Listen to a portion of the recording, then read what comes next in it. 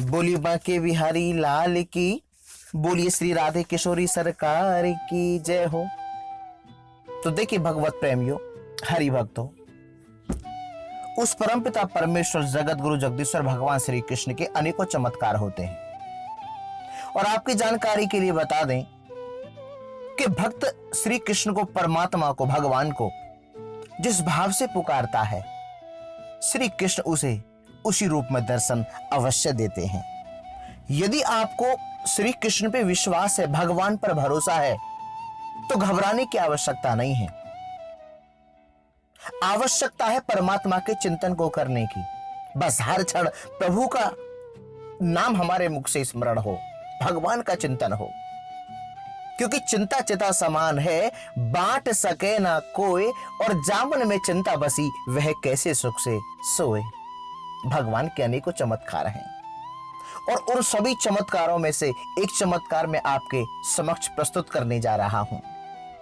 आपसे मेरा विनम्र निवेदन है, आग्रह है, प्रभु के चमत्कार को मैं प्रारंभ करूं उससे पहले यदि आपने अभी तक इस अपने चैनल को सब्सक्राइब नहीं किया हो, इस हमारे चैनल को सब्सक्राइब नहीं किया हो, तो कृपया चैनल को सब्सक्राइब अवश्य कर दें। आइए शुरू करें। देखिए, श्री बांके बिहारी जी की सेवा का अवसर वर्ष में कम से कम एक बार प्रत्येक गोस्वामी को उपलब्ध होता है, प्राप्त होता है।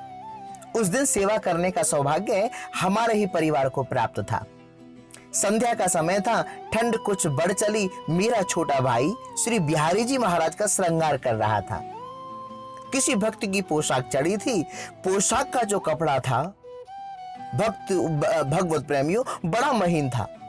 भाई उसे धारण करता जाता और बार बार बस एक ही बात कहता जाता। बोला कि महाराज, आज तो पोशाक बड़ी हल्की है, ठंड पड़ रही है, आपके सुकुमार अंगों को ठंड न लग जाए। इस पोशाक पर तो कोई ऊनी वस्त्र ओढ़ने को होनी चाहिए थी। तभी श्री राधा कृष्ण गोस्वामी एक बहुत बढ़िया कंबल लेकर आए और मेरे भाई से कहने लगे, लो कंबल ऊपर से धारण करा दो। भाई कंबल को देखकर गदगद हो गया और श्री बिहारी जी के चरणों में लिपट गया। उसकी आंखों से आंसुओं की धारा प्रवाहित हो रही थी। श्री बिहारी जी की करुणा की तरंग रह रहकर उसके हृदय में उठ रही थी और उसे विह्वल बना रही थी।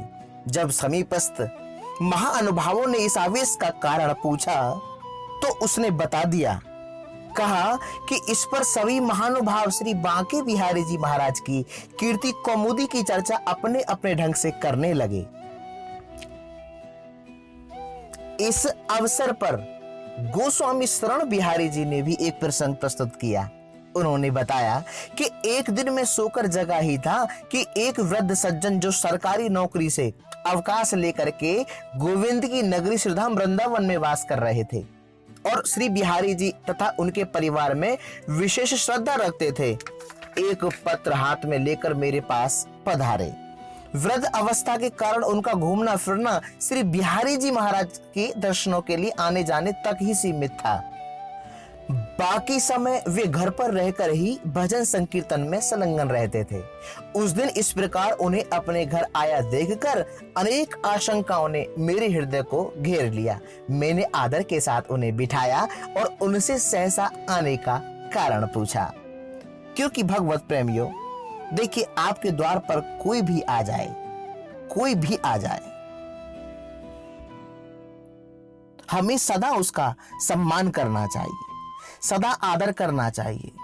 देखिए, संतों ने बड़ी सुंदर बात कही है कि आओ बैठो पियो पानी और तीनों चीज मोल ना आने। बड़े संकोच के साथ उन्होंने कहा कि छोटे भाई का पत्र आया है। इसमें लिखा है कि होली के दिन रात को श्री बिहारी जी महाराज ने मुझे स्वप्न दिया है और कहा है कि तुम्हारे गुसाई जी ने आज हाथ में अंगूठी पहनकर ही शयन के समय की अंग सेवा की है, सो हमारे शरीर में खरोंच आ गई है। मैंने गुसाई जी को कभी अंगूठी पहने नहीं देखा, आप उनसे जाकर के पूछिए क्या बात है। मैंने सोचा तो तुरंत ध्यान आ गया कि उस दिन एक भक्त ने श्री बिहारी जी को सोने की अंगूठी भेंट की थी। आरती के उपरांत मैंने उसे एक इस भय से अपनी उंगली में डाल लिया था। कि कहीं ये खो ना जाए, और उसे पहने श्री ठाकुर जी के श्री अंगों की मालिश कर दी थी। मैंने वृद्ध सज्जन को सारी घटना सुनाते हुए कहा कि आपके भाई ने जो स्वप्न में देखा है वह यथार्थ है, सत्य है, आप उन्हें पत्र लिख दें। वे सज्जन भक्त वत्सल श्री बांके बिहारी जी महाराज की करुणा से लबालब भरकर अपने घर की ओर चले गए, और मैं खड़ा खड़ा पश्चाताप की आग में तपता रहा।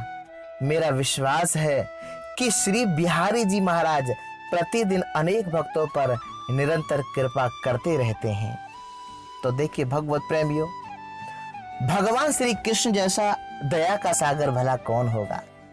भगवान को जो भी जिस भाव से पुकारे, भगवान उसकी रक्षा करें, उसको दर्शन दे। अपना मान टले टल जाए, पर भक्त का मान ना टलते देखा। बस आपको मेरे गोविंद पर, मेरे कृष्ण पर अटूट विश्वास होना चाहिए, बस अटूट विश्वास होना चाहिए। आपको यदि मेरे गोविंद के चमत्कार की ये कहानी अच्छी लगी हो, पसंद आई हो, तो आप कृपया इस वीडियो को लाइक करें और कमेंट में मुझे बताइए आपको कैसा लगा।